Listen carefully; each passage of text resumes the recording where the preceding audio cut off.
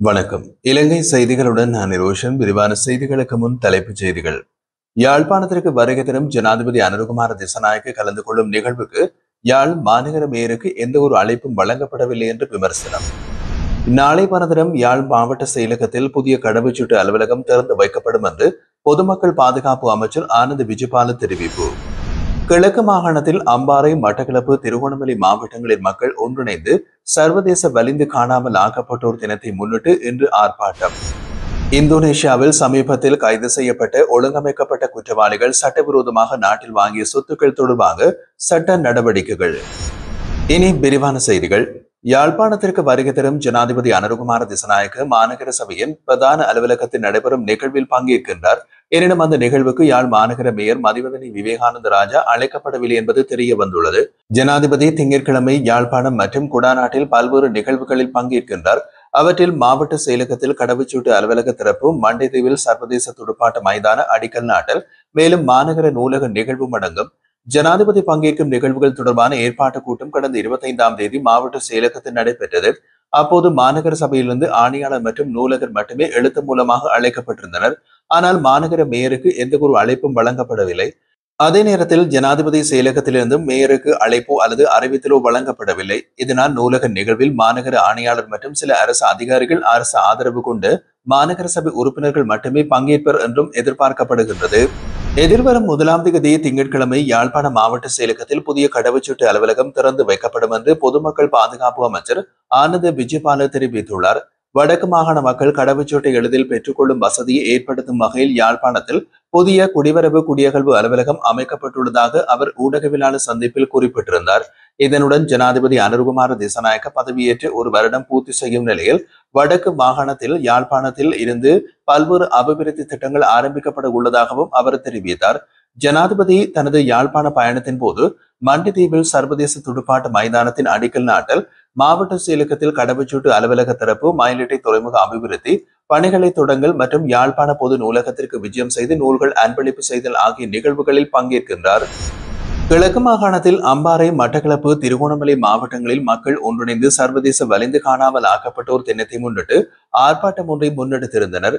குறித்த ஆர்ப்பாட்டம் இன்று சனிக்கிழமை 30ஆம் தேதி மட்டக்களப்பு கல்லடி பாலத்திலிருந்து ஆரம்பமாகி காந்தி பூங்கா வரை இடம்பெற்று அங்கு ஐக்கிய நாடுகளுக்கு கையளிப்பதற்கான மகஜர் வாசிக்கப்பட்டு நிறைவடைந்தது.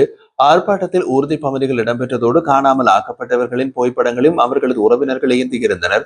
செம்மணி மனித புதைகுழிகள் தமிழின் அழிப்புக்கு சான்று என்றும் ஸ்ரீலங்காவை சர்வதேச குற்றவியல் நீதிமன்றத்தில் பாரப்படுத்துமாறும் வடக்கு கிழக்கில் இருந்து ராணுவத்தை வெளியேற்றுமாறும் காணாமல் ஆக்கப்பட்டோருக்கு நீதி கேட்கும் ஆர்ப்பாட்டத்தில் ஈடுபட்டவர்கள் கோரிக்கை விடுத்தனர். ஆர்ப்பாட்டத்தில் அரசியல்வாதிகள், பாராளுமன்ற உறுப்பினர்களான ஸ்ரீநாத், ஸ்ரீநேசன், கோடீஸ்வரன் மற்றும் முன்னாள் பாராளுமன்ற உறுப்பினர்களான கோவிந்தன், கருணாகரம், அரியநேத்திரன், பிரதேச சபை தவிசாளர்கள், உறுப்பினர்கள், மாநகர சபை முதல்வர் உள்ளிட்ட பொதுமக்கள் பலர் கலந்து கொண்டனர். இந்தோனேஷியாவின் ஜகார்த்தாவில் கைது செய்யப்பட்ட கெகல்பத்ர பத்மே மற்றும் பிற ஒழுங்கமைக்கப்பட்ட குற்றவாளிகள் சட்டவிரோதமாக பெற்ற பணத்தில் நாட்டில் வாங்கி கோடிக்கணக்கான ரூபாய் மதிப்புள்ள சொத்துக்கள் தொடர்பாக தேவையான சட்ட நடவடிக்கைகள் எடுக்கப்பட்டு வருவதாக தெரிவிக்கப்பட்டுள்ளது. அத்துடன் அரசியல்வாதிகள் மற்றும் செல்வாக்குமிக்க நபர்களின் பெயர்களில் இந்த சொத்துக்கள் வாங்கப்பட்டுள்ளதா என்பதற்கான விரிவான விசாரணைகளும் தொடங்கப்பட்டுள்ளன. சட்டவிரோத சொத்துக்கள் புலனாய்வு பிரிவு தெரிவிக்கையில், இந்த குற்றவாளிகள் சட்டவிரோதமாக கையகப்படுத்திய அசைய மற்றும் அசையா சொத்துக்கள் தொடர்பான உண்மைகள் நீதிமன்றத்தில் சமர்ப்பிக்கப்படும். தொடர்புடைய சொத்துக்களை உடனடியாக முடக்குவதற்கு தேவையான உத்தரவுகளும் பெறப்படும். மேலும் ஹெகல்பத்ர பத்மே, கமாண்டோ சலிந்தோ உள்ளிட்ட குற்றவாளிகள் மீது சர்வதேச போலீசார் சிவப்பு அறிவிப்பு பிறப்பித்திருப்பதாகவும், துபாய், இந்தியா மற்றும் பல நாடுகளில் தஞ்சம் அடைந்திருந்த இவர்கள் நாட்டின் போதைப்பொருள் கடத்தல், கொலை உள்ளிட்ட பல குற்ற செயல்களில் ஈடுபட்டுள்ளதாகவும் தெரிய வந்துள்ளது. சட்டவிரோதமாக சம்பாதித்த பணத்தில் வாங்கப்பட்ட சொத்துக்களில் ஆடம்பர வீடுகள், மதிப்புமிக்க நிலங்கள், ஹோட்டல்கள், சொகுசு கார்கள், தங்கம் மற்றும் பிற சொத்துக்களும் அடங்குகின்றது. மேலும் சில குற்றவாளிகள் தங்கள் நண்பர்கள் மற்றும் கூட்டாளிகள் பெயரில் சொத்துக்கள் வாங்கியிருப்பதும் விசாரணைகளில் வெளிச்சத்திற்கு வந்துள்ளது. இந்த சொத்துக்களில் குறித்த உண்மைகளை நீதிமன்றத்தில் முன்வைத்து அவற்றை முடக்கும் உத்தரவுகளை பெறுவோம் என்று சட்டவிரோத சொத்துக்கள் புலனாய்வு பிரிவின் மூத்த விசாரணை அதிகாரி தெரிவித்துள்ளார். இலங்கை பெட்ரோலிய கூட்டுத்தாபனம் நேரடி ஒப்பந்தத்தின் கீழ் எண்ணெய் கொள்முதல் செய்வதற்காக ஐக்கிய அரபு எமிரேட்ஸ் பெட்ரோலிய அதிகாரிகளோடு தற்போது பேச்சுவார்த்தை நடத்தி வருகிறது என்று தகவல்கள் தெரிவிக்கின்றன. இலங்கை தனது முழுமையான பெட்ரோலிய தேவையையும் மசகு எண்ணெய் மற்றும் சுத்திகரிக்கப்பட்ட எண்ணெய் இரண்டையும் வெளிநாடுகளில் இருந்து இறக்குமதி செய்து வருகின்றது. வழக்கமாக இத்தகைய இறக்குமதிக்கான விநியோகஸ்தர்கள் சிறந்த கேள்வி மனு செயல்முறை மூலம் தேர்ந்தெடுக்கப்படுகின்றனர்.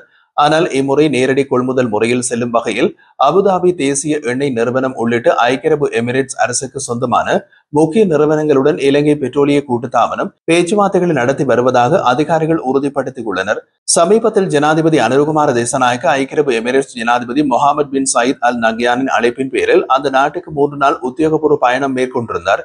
மேலும் இலங்கை திருகோணமலையை பெட்ரோலிய மையமாக மேம்படுத்தும் நோக்கில் இந்தியா மற்றும் ஐக்கிய அரபு எமிரேட்ஸை உள்ளடக்கிய முத்தரப்பு ஒப்பந்தத்தில் கையெழுத்திட்டுள்ளது. அதேபோல் இந்தியா இலங்கை இடையே பல தயாரிப்பு பெட்ரோலிய குழாய் அமைக்கும் திட்டமும் முன்னெடுக்கப்படுகிறது. அத்துடன் ஹம்பாந்தோட்டையில் 3.7 பில்லியன் அமெரிக்க டாலர் மதிப்பில் சினோபெக் நிறுவனம் முதலீடு செய்யும் எண்ணெய் சுத்திகரிப்பு நிலையம் அமைக்கப்பட உள்ளமை குறிப்பிடத்தக்கது. இந்தோனேஷியாவில் கைது செய்யப்பட்ட திட்டமிடப்பட்ட குற்ற செயல்களில் ஈடுபட்ட கும்பல் தொடர்பாக முன்னாள் அமைச்சர் உதய கம்மன்பில வெளியிட்டதாக கூறப்படும் பொய்யான கருத்துக்கள் சமூக ஊடகங்களிலே செய்திகளாக பரப்பப்படுவது குறித்து குற்றப்புலனாய்வு திணைக்களத்தில் முறைப்பாடு செய்யப்பட்டுள்ளது. இந்த முறைப்பாட்டை பிவித்துருஹெல உரிமைய கட்சியின் பிரச்சார செயலாளர் இன்று குற்றப்புலனாய்வு திணைக்களத்தில் சமர்ப்பித்தார். பின்னர் ஊடகங்களுக்கு அவர் தெரிவித்த போது, முன்னாள் அமைச்சர் உதய கம்மன்பிலவின் பெயரில் உண்மைக்கு புறம்பான பதிவுகள் தயாரிக்கப்பட்டுள்ளன. பிரபல சிங்கள ஊடக நிறுவனத்தின் சின்னத்தை பயன்படுத்தி இந்த செய்திகள் வெளியிடப்பட்டு சமூக ஊடகங்களில் பரவலாக பகிரப்பட்டுள்ளது. இது முன்னாள் அமைச்சரின் சுய மரியாதைக்கும் அவரது கண்ணியத்திற்கும் தீவிர பாதிப்பை ஏற்படுத்தியுள்ளது.